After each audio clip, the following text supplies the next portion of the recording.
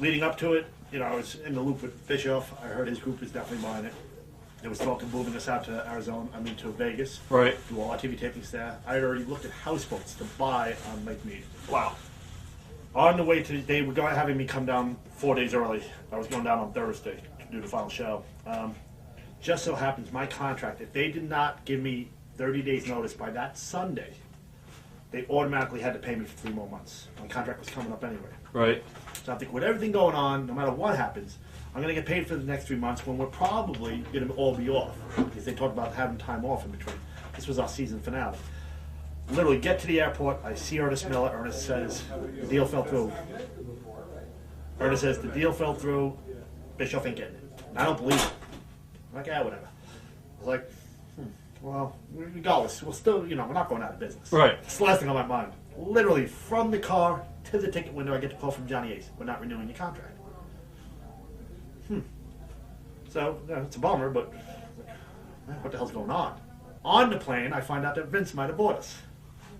So I'm like, holy shit. So as soon as I land in Panama City, call up Jim Ross. I'm like, Jim, I know it's been a while, but if that offer's still on the table that you gave me, a while ago, I want in. Right. I'm like, they just gave me my 30-day notice. So now we don't know about fucking if the whole Vince thing is real or not, man. None of us, no one's for sure, man. It's really up in the air.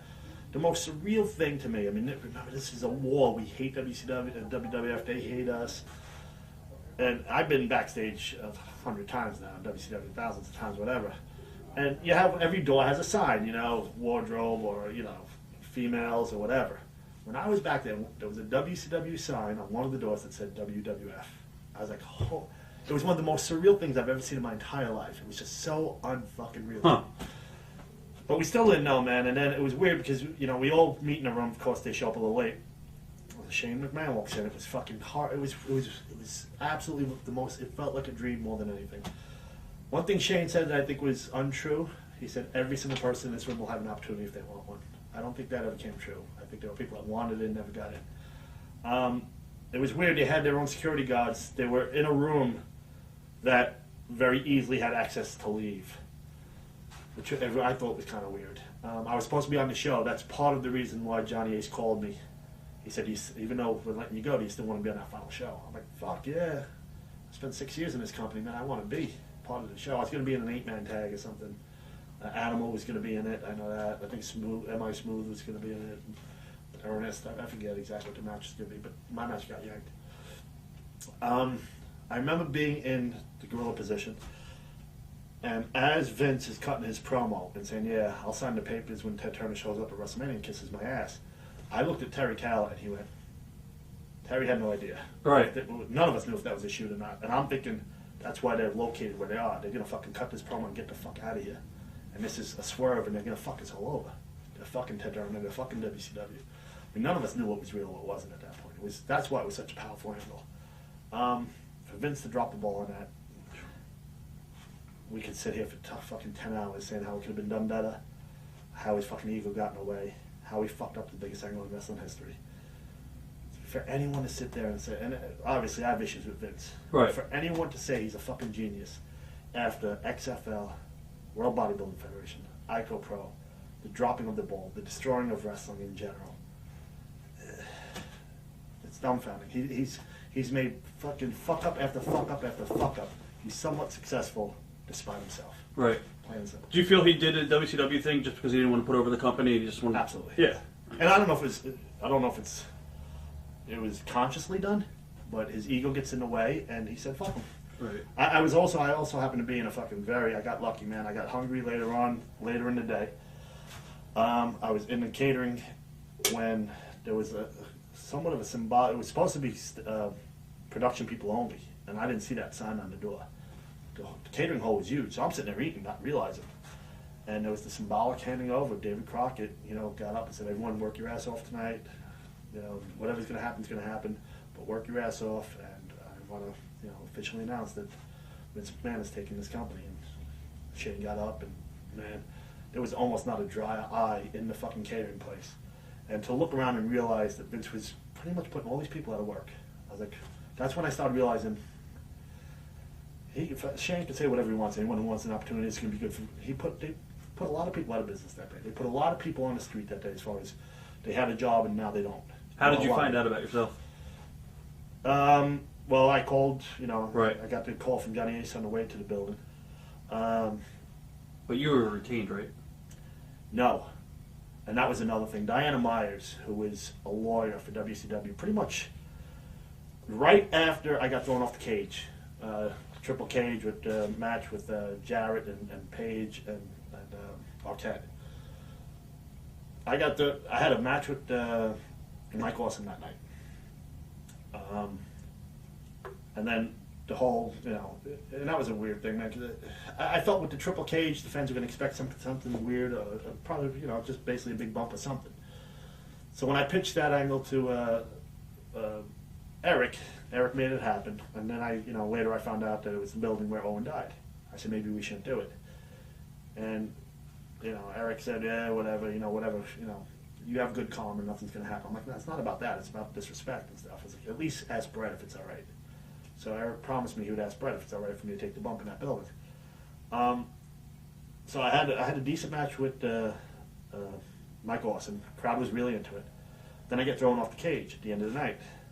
Right after that, I had to renegotiate my contract. I went to Bischoff. He wasn't dealing with it anymore. Now, this Diana Myers, who's not a wrestling fan, was a lawyer and hated all the wrestlers because we were all making more money than her, and she was a lawyer. She fucking hated us, hated wrestling. And she was right under Brad Siegel, who's another scumbag.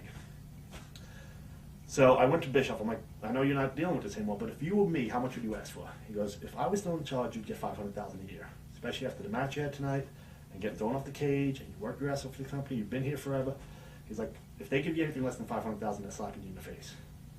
So I went in, met with Diana Myers, who's a cunt, and I told him I was making $270 a year at this point. I think I asked for $350, $500, $650, based on what Eric told me. Right. So, average $500 over 3 years. She said, I'm not even going to tell you what we're going to offer you because it would be insulting. I said, you telling me that is insulting. Right. I was like, don't tell me anything then. So they came back with a horrible plan, but the way they had it was, if this is the contract, they had a graph of how many dates you would work, these are how many years, first year, second year, third year. So up here, if you only work little dates in the first year, you hardly make anything. But this number down here is ridiculous, like 750,000. If after 3 years you work 200 and something dates, you're gonna make a ridiculous money. Right. This is the contract they give me.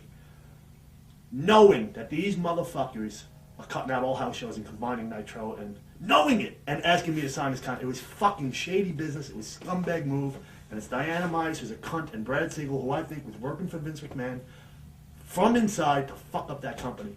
Because Bischoff's group, a year before it sold for $4 million, or whatever the fuck Vince bought it for, Offered you. yeah, $250 million, and fucking WCW said no, it's not enough.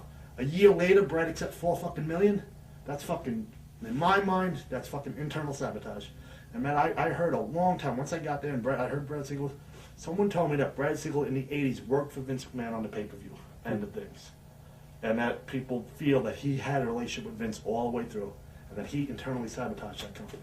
And man, if you look at the facts, man, I would not doubt it, man. I guess for you, your initial meetings of Vince again, what were they like? Back to back to the original question. I want to give the history of Diana Myers.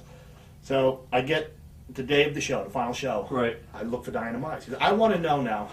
All right, I got released, the Thursday before the final show. I got released from my contract, which was running out in a month anyway. But they gave me my 30-day notice 30 days before the end of my contract.